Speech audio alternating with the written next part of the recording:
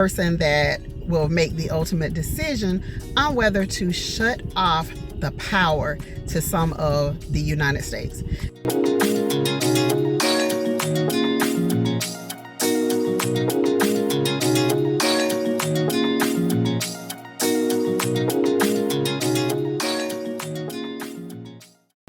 Hi guys, it's Gigi and welcome back to the channel. I feel like there's so much to learn. I think being a woman in this world, it's just a smart idea to know some survival skills, to know how to think more logically, how to think about how if things were to go terribly wrong, I often find myself thinking about what would I do?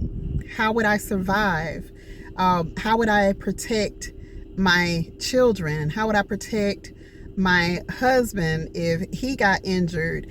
Do you know how to use weapons? It does not have to be a gun. It could be any type of weapon. Do you know how to defend yourself?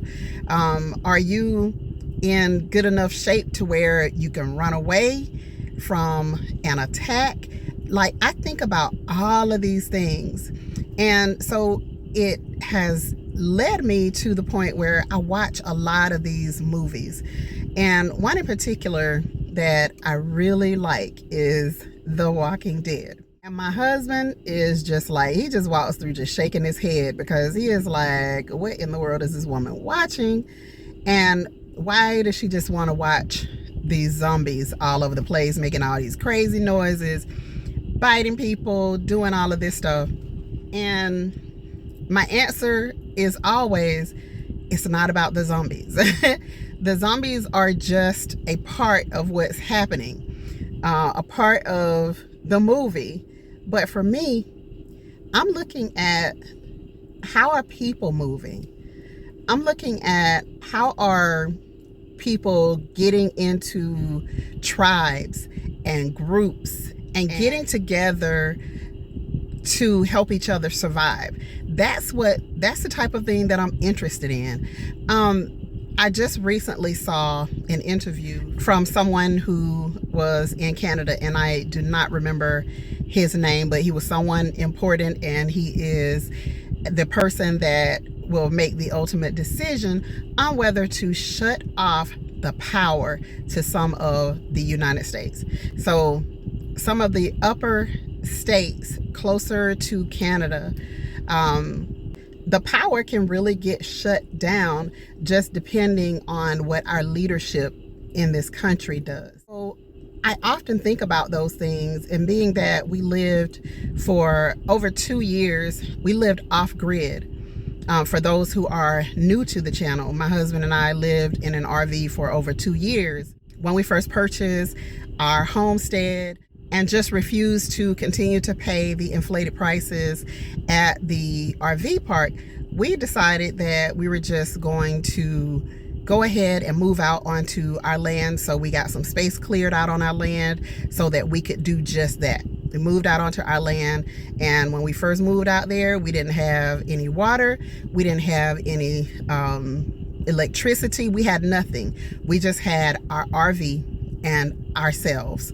So we had one generator, and it wasn't quite enough to last us or to power the RV effectively. And it just wasn't strong enough. That generator just wasn't strong enough to power our RV effectively. So we ended up buying, I don't know how many generators we bought over that period of time, but it was at least 4. I'll just put it like that. It was at least 4 generators. And, you know, since then, we've always made sure that we have a new generator sitting around and still have at least one of our old generators, so that if anything happens, if anybody attacks the country, if anything happens, then we have a way to still get some water. We have a way to still power some things if need be. In addition, we also have solar panels still. We have solar power battery packs. We have all of that stuff mostly because we spent that time living off grid. And so I'm always thinking and I'm always considering, what do we need to do aside from just storing food? That's the first thing that we always talk about. We always talk about gardening. We always talk about storing up some food. We always talk about, okay, how are you going to have water? We talk about collecting rainwater. Make sure that everybody knows how to use weapons. Make sure that everybody in your family, in your group, if somebody is coming into your group, they need to know something. They need to know how to help, how to protect what you have, how to protect your person. They need to know all of that stuff as well. You know, we need people with all types of skills. You know, who knows how to sew?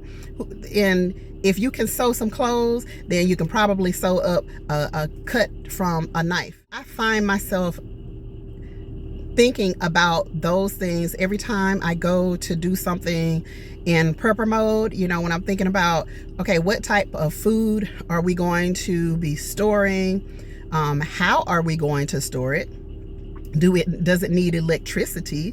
Or should I break out the canner just to make sure that we have some extra things on hand? So there's so much to think about, and to make sure that you're in preparation mode.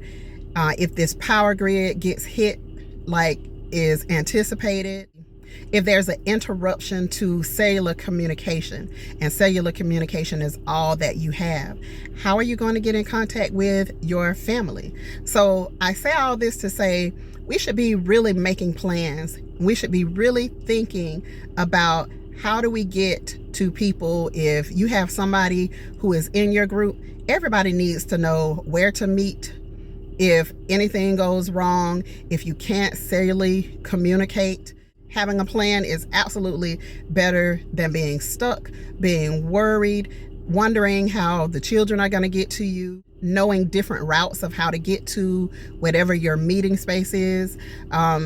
It's just a lot to think about, a lot to consider during this time. And right now, get on top. The food prices are so inflated. Go ahead and get things now. Get on top of making sure that you get things while they are lower priced.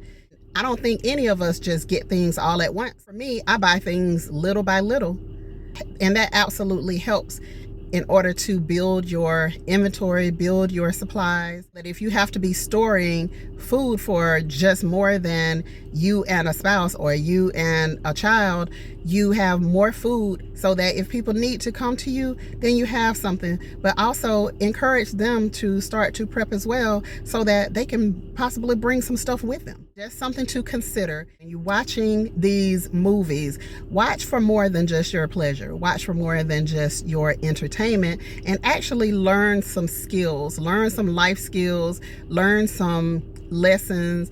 Learn how people move when chaos happens.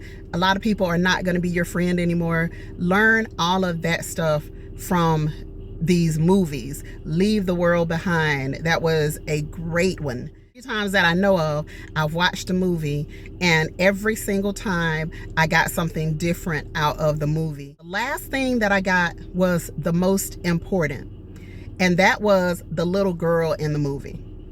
The little girl, while everybody else was focused on trying to get in contact with people, worrying about getting a newspaper, worrying about texting someone, worrying about getting the TV on, all that little girl wanted was her comfort.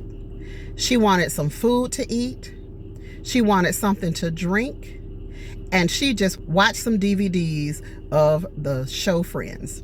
That's all she wanted. And at the end of the day, when you think about it, if everything goes down, what else matters? Just your comfort. Making sure that you have a place of shelter, and making sure that you have food to eat. That is it. Thanks for watching, and I'll see you on the next video.